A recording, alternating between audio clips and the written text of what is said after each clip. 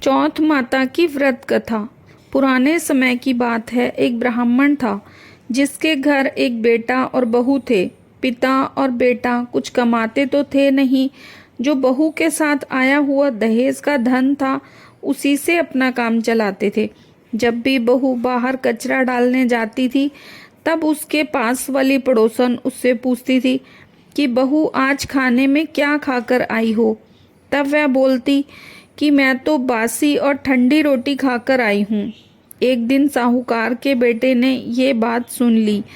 वह वहाँ से चला गया और अपनी माँ के पास जाकर बोला कि माँ, तू तो अपनी बहू को रोज़ गर्म खाना खिलाती है और वह फिर भी बाहर जाकर यह बोलती है कि मैं तो बासी रोटी खाकर आई हूँ। तब माँ ने कहा कि बेटा, मैं तो चारों थालियों में बराबर गर्म खाना परोसती हूँ। यदि तुम्हें यकीन नहीं है तो तुम खुद देख लेना। अगले दिन वह कंबल ओढ़कर लेट गया। तब उसको यह देखकर आश्चर्य हुआ कि बहू ने तो गरम गरम खीर और खांड का भोजन किया, और जब बहू बाहर गई तो वह उसके पीछे पीछे जाने लगा। तब पड़ोसन के पीछे पूछने पर बहू ने वही बात दोहराई कि मैं तो बासी रोटी खाकर आई हूँ।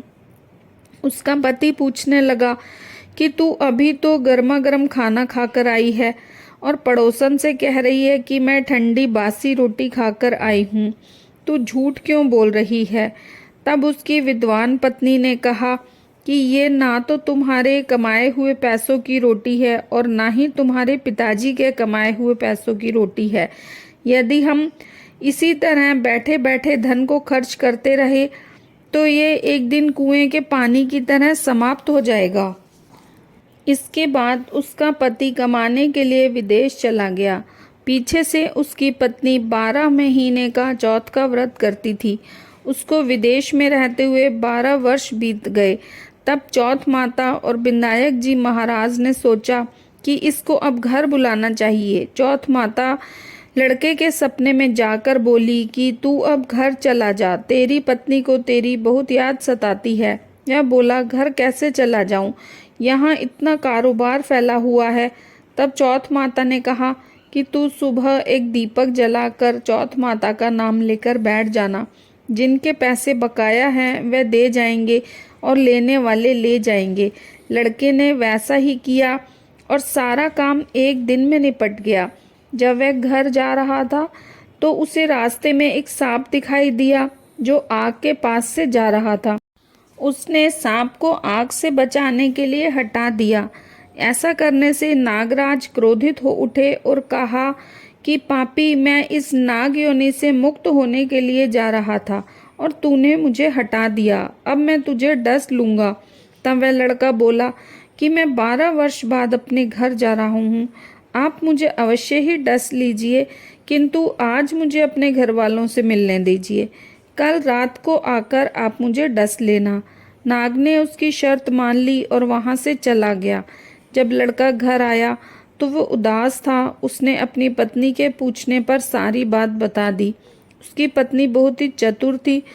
पत्नी ने एक सीढ़ी पर बालू रेत बिछा दी, दूसरी सीढ़ी पर दूध का कटोरा रख दिया, तीसरी पर फूल माला बिखेर दी, चौथी पर इत्र छिड़क दिया, पांचवी पर मिठाई रख दी, छठी सीढ़ी पर जौ और सातवीं में रोटी रख दी।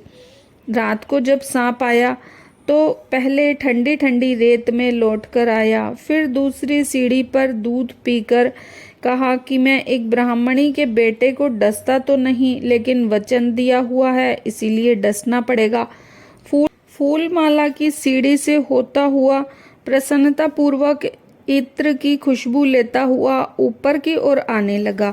सांप को ऊपर आता हुआ देख विनायक जी ने चौथ माता से कहा कि इस ब्राह्मणी के बेटे की रक्षा करनी होगी, क्योंकि इसकी पत्नी इसके लिए चौथ का व्रत करती है, उसका फल तो देना ही पड़ेगा। तब विनायक जी ने सीढ़ी पर रखे हुए आँखों से सुई बनाई और चौथ माता ने रोटी की ढाल बनाई और सांप के आगे लगा दी। विनायक जी ने जौ के सेल बनाए थे, उनसे सांप की मौत हो गई। सुबह उस लड़के से मिलने गांव के लोग आने लगे क्योंकि 12 वर्ष बाद वापस घर आया था। लोगों ने उसे आवाज़ दी लेकिन वह तो उदास बैठा था, इसीलिए वह बोला नहीं। जब उन्होंने देखा कि सीढ़ियों पर तो खून पड़ा हुआ है तो वे चिल्लाने रोने चीखने लगे कि ब्राह्मण, आज तो तेरा बेटा मर गया। यह सब देख ब्राह्मणी भी जोर जोर से रोने लगी। आवाज़ सुनकर उसका बेटा नीचे आया और कहा कि माँ, मैं मरा नहीं हूँ, ये तो मुझे डसने आया सांप मरा है। ये सब देखकर उसकी पत्नी भी प्रसन्न हो गई कि मेरे पति के प्राण बच गए। उसने चौथ माता को धन्यवाद दिया और कहा कि ये तो चौथ माता ने मेरे व्रत करने का फल दिया है। चौथ माता, जैसा फल ब्राह्मणी के बेटे को दिया वैसा सभी को देना। कहानी करने वाले, कहानी सुनने वाले, हुंकारा भरने वाले और पूरे परिवार को देना। गणेश जी महाराज की जय। चौथ माता की जय।